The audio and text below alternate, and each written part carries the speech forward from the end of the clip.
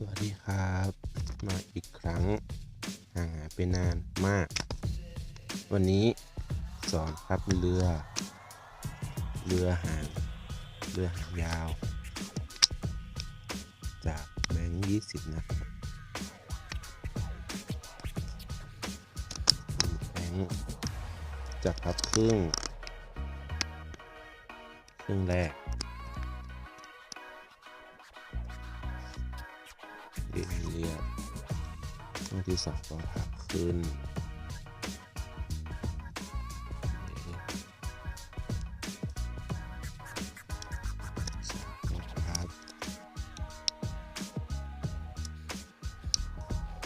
นี่นะเป็นลักษณะแบบนี้ครับสามเหลี่ยม4 มุม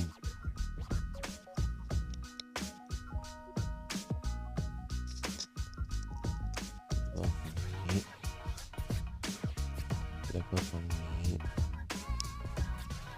จะได้เป็นแบบนี้นะครับแล้วก็พับลงฝั่งเป็นพับแหลม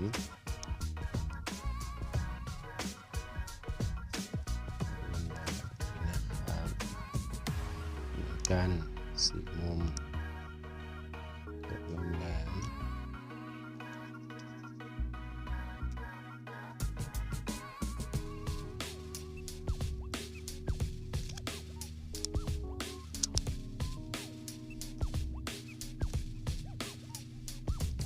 มุม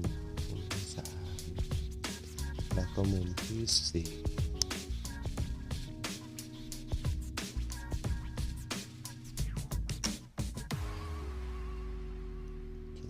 จะได้เป็นแบบนี้นะครับ